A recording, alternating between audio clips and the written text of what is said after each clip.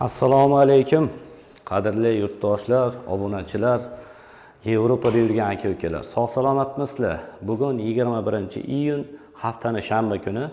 O'rtoqlar, bir ozgina to'xtalib o'tamiz, mana shu yerda o'tkazib olmaymiz. Yevropa to'g'risida qisqacha ma'lumot aytib o'taman. Ishga keladiganlar uchun ham kerakli ma'lumotni aytib o'taman. Xo'p. Xabarlaringiz bor. Polshada qonunlar o'zgarib, ozgina oldingiga nisbatan farq qiladi hozirgi kunda. Prezident almashinuvidan keyin 1-iyundan keyin yangi qaror chiqdiki, karta pobita bundan keyin chiqmasligi to'g'risida, ya'ni to'xtatilishi, migrantlarni boshqa davlatdan kirib kelganlarni kartaga topshirmasligi, ya'ni kartasi chiqmasligi haqida qaror chiqdi, ya'ni. Buni sababi yangi prezidentning aytib o'tishicha, mana ko'rgan bo'lsanglar agar 2024-yil hisobiga migrantlar karta pobita uchun kelgan migrantlar soni 3000 tadan oshiq bo'lgan. 2025-yilni ko'rsatkichga ko'ra shu bugungacha 10 tadan oshib ketgan. Asosiy maqsad bu kelib turgan oqimni bartaraf qilish, to'xtatish, kamaytirish migrantlarni. Hech kimga sir emas, o'rtoqlar, kelgan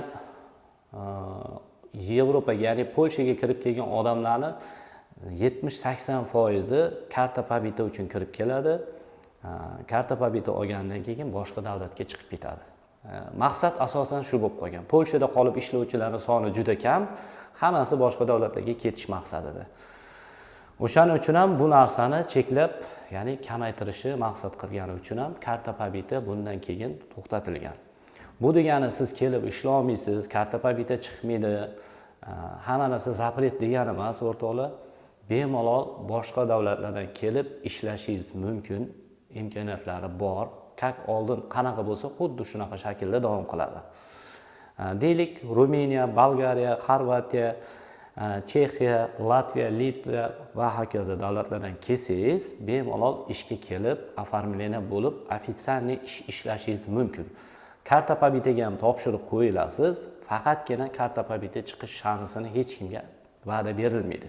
Bu bitta bizda emas, butun Polsha bo'ylab hech kim sizga va'da bermaydi. Va'da bergan joyi bilingki, sizni aldayotgan hisoblanadi. Agar haqiqatdan siz kelib ishlamoqchi bo'lsangiz, ofitsialniy qonuniy 1 yil ishlashingiz imkoniyati bor. Xo'p, undan tashqari ko'pchilik aka-ukalarimiz uchun kerakli tema aytib o'taman. Ko'pchilik deylik Slovakiyaning vizasi bilan kelib turib, 1 yillik vizasi bor. 1 yil yuraman, dokumentga topshirishim shart emas, so'rovi bor deb tushunadi. Yo'q, aslo unaqa emas. Slovakiya vizasi boshqa davlatga o'tgandan keyin 90 kun ichida podacha, ya'ni karta pobitaga topshirib qo'yilishi shart. Faqatgina Slovakiya vizasi. Undan tashqari bo'lgan boshqa Bolgariyaniki, Litva, Latviya, Xorvatiya davlatining VNJlari 2 yillik so'rovga o'zini davlatida faqatgina har bitta davlatda o'zida chiqarilgan VNJsi o'zidagina destishi 2 yil ishlashi mumkin. Siz boshqa davlatga o'tdingizmi, bo'ldi. Demak, siz boshqa davlatda dokumentiga sirazi topshirib qo'yishingiz kerak. Keldingiz, ishga joylashdingiz, ofitsialniy dokumentga topshirib qo'yildi, sariq qog'oz olasiz, atpechetga ham kirib chiqasiz, lekin bu degani karta oldingiz degani emas.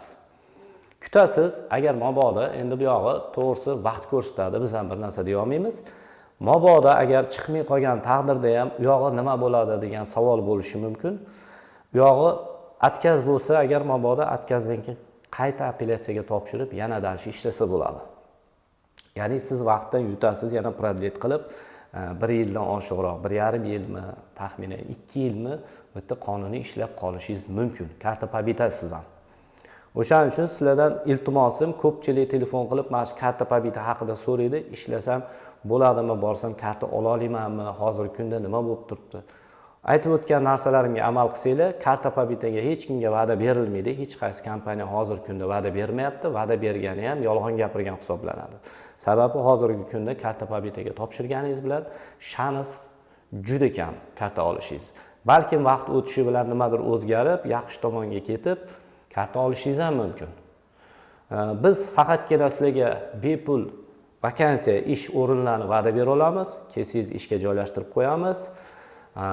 ishingizni ishlab, oyligingizni vaqtida olib, $1000, $1200, $1500 pul topib, uyingizga jo'natishingiz mumkin. 1 yil davomida ishlashingiz mumkin Polsha hududida.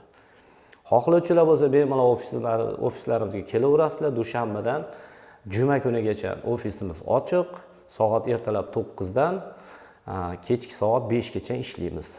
Faqatgina oformleniyaga keladigan odamlar uzog'i bilan 12 gacha kelish kerak, vakansiya tanlab chiqib ketish kerak. Soat 12 dan keyin o'zi kelsangiz kech bo'ladi. Faqatgina vakansiya tanlab bir kunga yana kutishingiz kerak bo'ladi qolib. Ertasi kuni vaqtliroq chiqib ketasiz proyektlarga. Telefon raqamlar +48 bilan 507 793 333.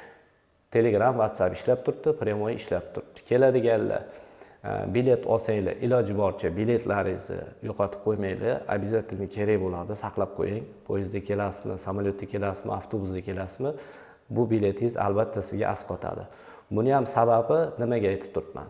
Ko'pchilik kelib turib 1 oy, 2 oy, 3 oy yurib turib, dokumentga topshirmagan, keyin ishxonaga kelsa bizga qachon keldingiz desa, yaqinda keldim, 3 kun bo'ldi, 5 kun bo'ldi deb yolg'on gapirishni harakatini qilishadi. Tushunaman, bu ish uchun, ishga kirish uchun, отказ qilib yubormasligi uchun aytishadi. Shuni hisobiga ham hozirgi kunda обязательно bilet sizga asqotadi. Har bitta odam poyezdda, samolyotda yoki avtobusda keladigan bo'lsa, biletini saqlab qo'ysa, bu обязательно ertaga ishga kirgan paytda kerak bo'ladigan narsa. Hamma joyda ham so'ralmaydi, ba'zi joylarda so'raladi. O'sha bitta biletingiz ham siz muammongizni hal qilib yuboradi. Xo'p, pastda adres qoldiramiz. Ofis manzillarimiz aniq. Kelinglar, vakansiyalar bor, har xil turdagi ish vakansiyalari ko'rasiz, tanlaysiz, ma'qul bo'lganiga chiqib ketaverasiz. Ishga joylashtirish bepul. O'rtoqlar, sog' bo'lasizlar, salomat bo'lasizlar. Video yoqqan bo'lsa, bitta like bosib, kanalga obuna bo'lib qo'ying. Keyingi videolarni kuzatishda davom qiling. Sog' bo'lasizlar, omon bo'lasizlar.